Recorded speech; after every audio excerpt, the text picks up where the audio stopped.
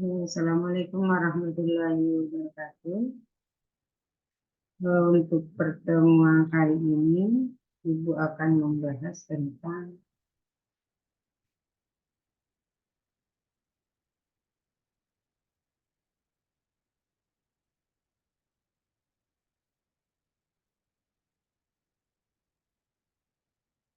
sinyal dan transmisi dalam jaringan.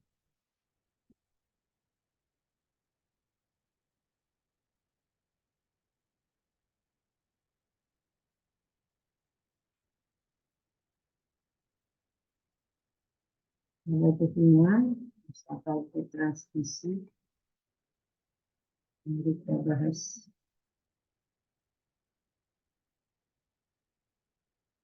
Sinyal adalah data atau informasi yang telah mengalami suatu proses sedemikian rupa sehingga siap untuk dikirim ke pihak penerima melalui suatu jaringan atau saluran transmisi.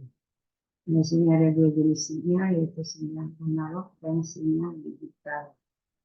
Nah, untuk sinyal analog adalah sinyal data dalam bentuk gelombang yang kontinu atau terus-menerus, yang membawa informasi dengan mengubah karakteristik gelombang. Dengan menggunakan sinyal analog, maka jangkauan transmisi data dapat mencapai jarak yang jauh. Tetapi sinyal ini tidak terpengaruh atau dipengaruhi oleh noise. Gelombang pada signal analog yang umumnya berbentuk gelombang sinus memiliki 3 variabel dasar, yaitu ada amplitudo, ada frekuensi, dan ada fase. Nah, proses pengiriman suara misalnya pada teknologi telepon dilewatkan melalui gelombang elektromagnetik. Nah, ini contoh daripada signal analog. Nah, kemudian ini untuk sinyal data, kemudian diubah ke analog. Nah, kemudian untuk sinyal digital adalah sebuah jenis sinyal yang memiliki nilai berbentuk digital. Nilai bilangan pada sinyal digital hanya bilangan biner, bentuknya juga hanya gelombang pulsar. Sinyal digital dapat mengirimkan informasi dengan kecepatan tinggi secara berulang, tanpa mengurangi kualitas dan kuantitas informasi. Kemudian daya kerja sinyal digital rendah dan memiliki kinerja yang maksimal. Nah, dalam sebuah sinyal digital, kuantitas fisik yang mewakili informasi dapat berupa arus atau tegangan listrik, atau intensitas, atau fase, atau polarisasi medan optik.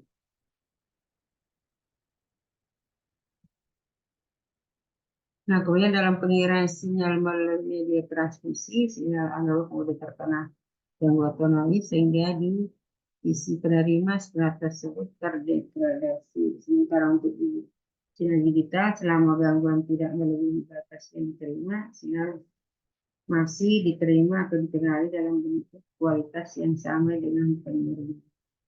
Nah, dengan alasan ini keluar ide konten bersama sinyal analog dan digital, yaitu selama di user berbentuk analog dan selama di media transmisi berbentuk digital. Nah, kemudian media transmisi adalah media yang dapat digunakan untuk mengirimkan informasi dari suatu tempat ke tempat lain. Dalam jaringan, semua media yang dapat menyalurkan gelombang listrik atau elektromagnetik atau cahaya dapat dipakai sebagai media pengirim.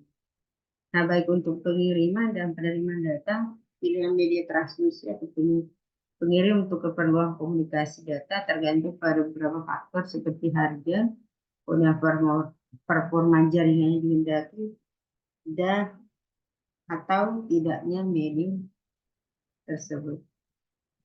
Kemudian gangguan pada sistem transmisi digital data, istilahnya noise, adalah sinyal-sinyal yang tidak diinginkan yang selalu ada dalam suatu sistem transmisi. Nah, noise ini akan mengganggu kualitas dari sinyal yang diterima yang diinginkan dan akhirnya mengganggu proses penerimaan dan pengiriman data. Menurut sumbernya, noise ini dapat digunakan menjadi ada internal noise akibat thermal, terus ada eksternal noise akibat atmosfer. Kemudian satu lagi adalah random noise Noise yang terjadi tidak bisa diprediksi.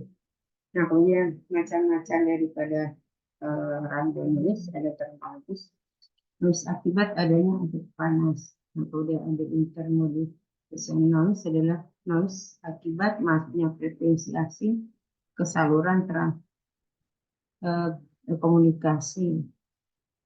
Atau cross-talk noise adalah noise akibat masuknya sinyal asing ke saluran komunikasi. Kemudian ada impulse noise adalah noise akibat masuknya sinyal yang memiliki level tegangan yang cukup tinggi secara tiba-tiba ke saluran komunikasi. Kemudian ada yang terakhir ada Perry noise adalah noise akibat perubahan kondisi atmosfer. Nah, bentuk daripada data dan sinyal ada analog dan ada digital. Nah, untuk analog apabila amplitude terus-menerus ada dalam rentang waktu tertentu atau kontinu dan memiliki variasi nilai amplitude tak terbatas. Untuk digital apabila amplitude tidak kontinu dan memiliki variasi nilai amplitude yang terbatas atau diskrit yang menggunakan bit-bit ditransformasikan ke bentuk gelombang listrik, yaitu 1 mewakili 1 volt dan 0 mewakili minus 1 volt. Ini adalah digital grafiknya, terus ini analog berbentuk gelombang sinus. Nah, ini juga bentuk-bentuk daripada sinyal. Kalau analognya berkembang, terus kalau ini dalam bentuk digital ya. Oke. Nah, pengertian transmisi digital adalah proses mentransfer informasi atau sinyal digital dari suatu tempat ke tempat lain. Data digital dipresentasikan dalam bentuk linear yang terdiri dari rangkaian bit 0 dan 1. Nah, proses transmisi digital membuka peluang untuk mengirimkan data secara efisien. Selain itu, tingkat kesalahan pengiriman data juga lebih rendah bila dibandingkan dengan transmisi analog.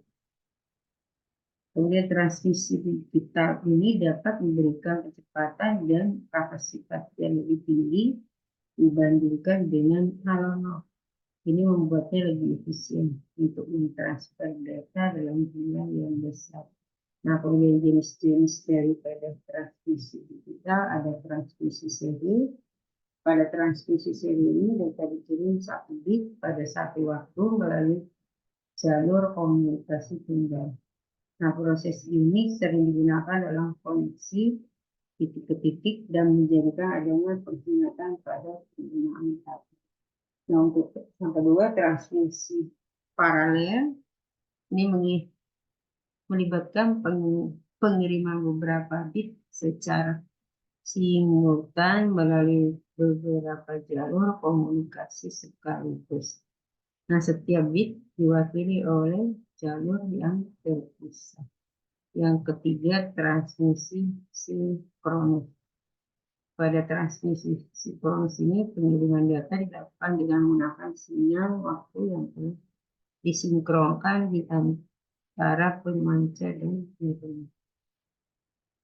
Kemudian keempat, asinkronus. Tidak ada sinyal waktu yang disinkronkan.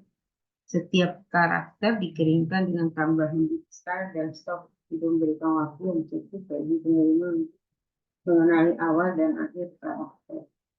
Yang kelima adalah transmisi halberd, memudahkan pengiriman data dalam dua arah, tapi tidak secara simultan. Artinya perangkat dapat berfungsi sebagai pengirim dan penerima, tetapi tidak keduanya pada saat kami bersama.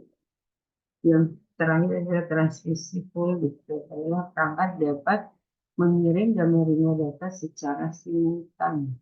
Ini memudahkan terjadinya komunikasi dua orang yang lebih efisien, seperti misalnya pada telepon atau sambungan internet. Oke, cukup sekian dan terima kasih. Kalau ada pertanyaan silakan di WA atau